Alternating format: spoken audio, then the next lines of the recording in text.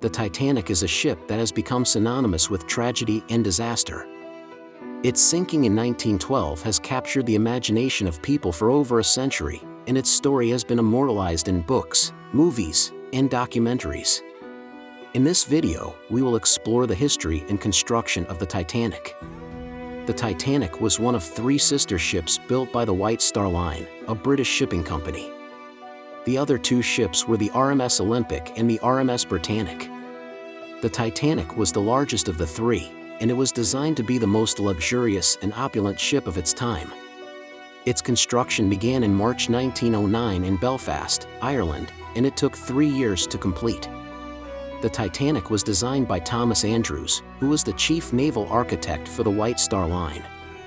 Andrews had a reputation for designing innovative and luxurious ships, and the Titanic was no exception. The ship was 882 feet long and 92 feet wide, and it had a gross tonnage of 46,328. It had 10 decks and could accommodate up to 2,435 passengers and 892 crew members. The Titanic was built using the latest technology of the time. It was powered by 3 steam engines and a 4th auxiliary engine, which generated a total of 46,000 horsepower. The ship had 29 boilers that burned coal, and it could reach a top speed of 23 knots. The ship also had advanced safety features, including watertight compartments and an elaborate system of pumps and valves that could be used to control flooding in the event of an accident. The Titanic's interior was designed to be luxurious and opulent. The ship had a swimming pool, Turkish baths, a gymnasium, a squash court, and a grand staircase that spanned several decks. The first-class accommodations were the most lavish, with private cabins, dining rooms, and lounges. The second-class accommodations were also comfortable, with shared cabins and dining rooms. The third-class accommodations were the most basic, with communal sleeping areas and dining halls. The construction of the Titanic was not without its challenges. The ship faced several delays due to labor strikes and design changes. In addition, the Titanic's size made it difficult to launch. The ship was too large to be launched in one piece, so it had to be built in sections and then assembled in the water. The launch took place on May 31, 1911, and it was a major event that attracted thousands of spectators. The Titanic's maiden voyage began on April 10, 1912, from Southampton, England. The ship made stops in Cherbourg, France, and Queenstown, Ireland, before heading across the Atlantic to New York City. The voyage was not without its problems. On the second day of the voyage, the Titanic narrowly avoided a collision with the SS City of New York. On the 4th day, the ship received several warnings about icebergs in the area. Despite these warnings, the Titanic maintained its speed and course. On the night of April 14, 1912, the Titanic struck an iceberg in the North Atlantic. The collision caused a gash in the ship's hull, and water began to flood into the lower decks. The Titanic's watertight compartments were designed to prevent flooding from spreading, but the damage was too extensive. The ship began to sink, and there were not enough lifeboats for all of the passengers and crew. The sinking of the Titanic was a tragedy that claimed the lives of over 1,500 people. The disaster prompted a worldwide response, with countries around the world implementing new safety regulations for ships. The sinking also had a lasting impact on popular culture. The story of the Titanic has been retold in books, movies, and documentaries, and it continues to. One of the most notable aspects of the Titanic was the class divide among its passengers. The ship was divided into 3 classes, with first-class passengers occupying the upper decks and the most luxurious accommodations, and third-class passengers occupying the lower decks and the most basic accommodations. The first-class accommodations on the Titanic were the epitome of luxury. The passengers had access to private cabins, dining rooms, lounges, and smoking rooms. The cabins were decorated with ornate woodwork and expensive furniture, and some even had their own private bathrooms. The first-class passengers also had access to exclusive amenities, such as a private promenade deck and a reading and writing room. The second-class accommodations on the Titanic were less lavish than the first-class accommodations, but still comfortable. The passengers had access to shared cabins and dining rooms, and some of the cabins even had their own private bathrooms. The second-class passengers also had access to amenities such as a smoking room and a library. The third-class accommodations on the Titanic were the most basic. The passengers slept in communal areas and ate in large dining halls.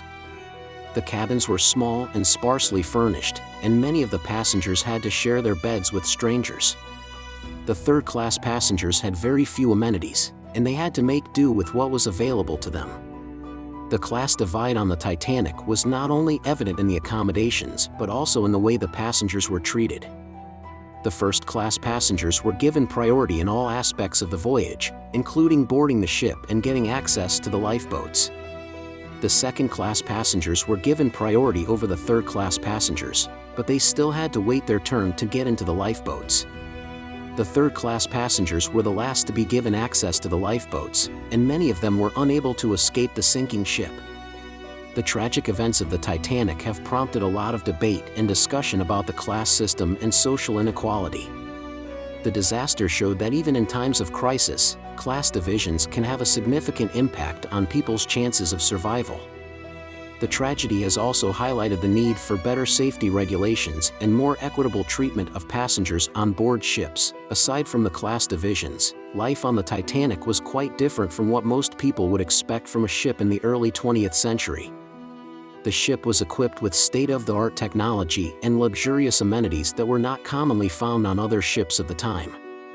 The first-class passengers, in particular, enjoyed a level of luxury that was unrivaled by any other form of travel at the time. In addition to the passengers, the Titanic also had a large crew responsible for the operation and maintenance of the ship. The crew consisted of approximately 900 people, including officers, engineers, stewards, and other workers. The officers on the Titanic were responsible for the navigation and overall operation of the ship. They included the captain, the first officer, the second officer, the third officer, and the fourth officer. The captain, Edward Smith, was the most senior officer and had ultimate authority over the ship. The other officers were responsible for specific duties, such as navigation, communication, and lifeboat drills. The engineering crew on the Titanic was responsible for the operation and maintenance of the ship's engines and other mechanical systems. The crew included approximately 250 workers, including engineers, stokers, and greasers. The engineers were responsible for monitoring the engines and making sure they were running smoothly. The stokers were responsible for shoveling coal into the boilers to produce steam, which powered the engines. The greasers were responsible for lubricating the machinery to keep it running smoothly. The steward department on the Titanic was responsible for providing services to the passengers. The department included approximately 325 workers, including stewards, butlers, and maids. The stewards were responsible for cleaning the cabins, serving meals, and attending to the passengers' needs.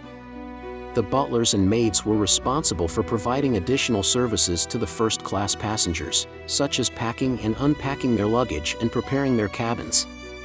Other crew members on the Titanic included the deckhands, who were responsible for maintaining the decks and helping with the lifeboats, and the musicians, who provided entertainment for the passengers.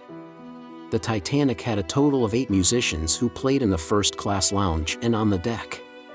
Despite the large number of crew members on the Titanic, the ship was still understaffed in some areas. For example, there were not enough lifeboats for all of the passengers and crew, and the crew had not been adequately trained in emergency procedures. This lack of preparation contributed to the high number of fatalities in the disaster.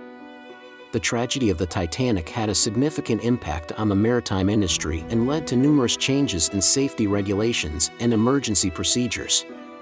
Today, ships are required to have enough lifeboats for all passengers and crew members are required to undergo regular training in emergency procedures.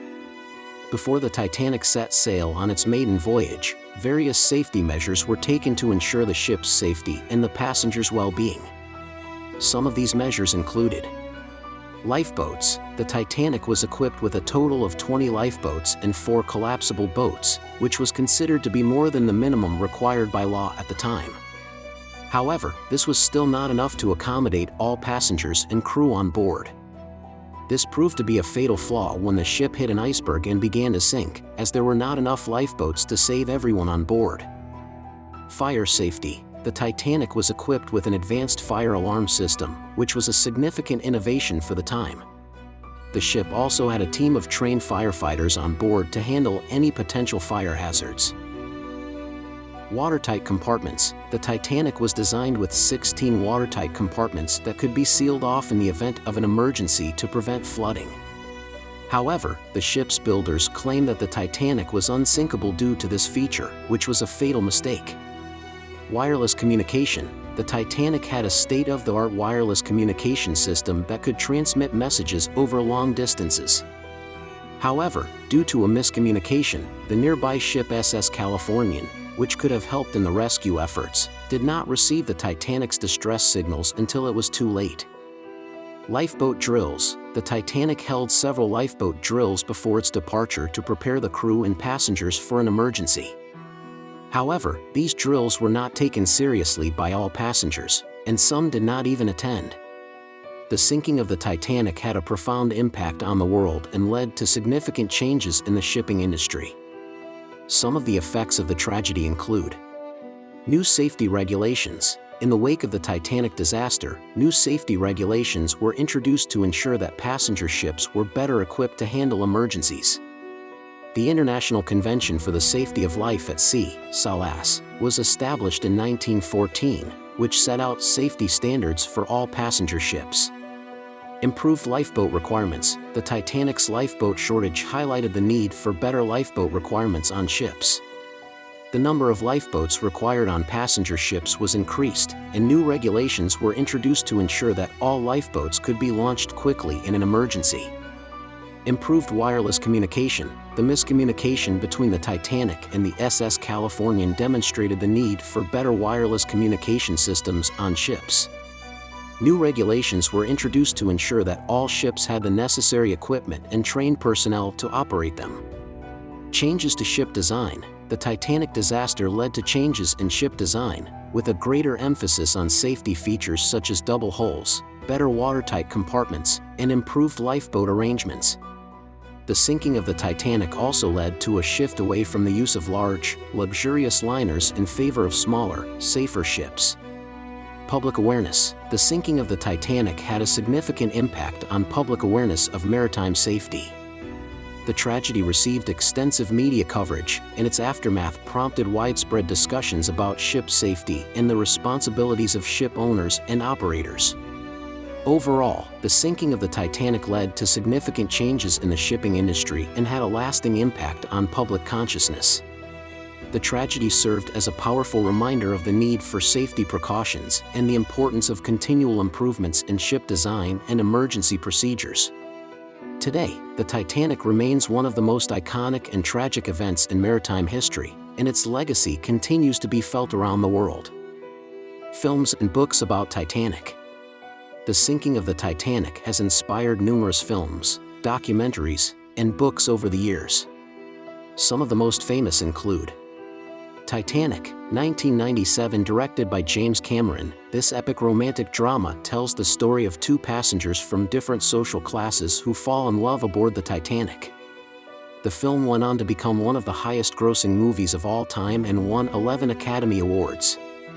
A Night to Remember, 1958, based on the book of the same name by Walter Lord, this British film is considered one of the most accurate depictions of the Titanic disaster. It focuses on the events of the night of the sinking and the experiences of the passengers and crew. The Titanic, 1915. This silent film was one of the earliest depictions of the Titanic disaster, released just 3 years after the ship sank. Although many details of the sinking were inaccurate, the film was a commercial success and helped to establish the Titanic as a cultural icon. In addition to films, the sinking of the Titanic has also inspired countless books, from memoirs and historical accounts to fictional retellings and alternate histories. In conclusion, the sinking of the Titanic has had a significant impact on popular culture and has taught us many important lessons about safety, preparedness, and responsibility. Despite the tragedy, the legacy of the Titanic continues to inspire and fascinate people around the world, reminding us of the fragility of human life and the importance of learning from our past mistakes. I end this article. We have explored the history and construction of the Titanic, including the class distinctions and living conditions of the passengers, as well as the roles and responsibilities of the ship's crew. We have also discussed the safety measures taken before the Titanic's maiden voyage and the subsequent changes made to maritime safety regulations. Additionally, we have examined the lasting impact of the Titanic disaster, including its portrayal in films and books, the continued interest in the ship and its story, and the lessons we have learned about safety, communication, complacency, and responsibility. If you enjoyed this video, please leave a like, comment, and consider subscribing to our channel for more content like this in the future.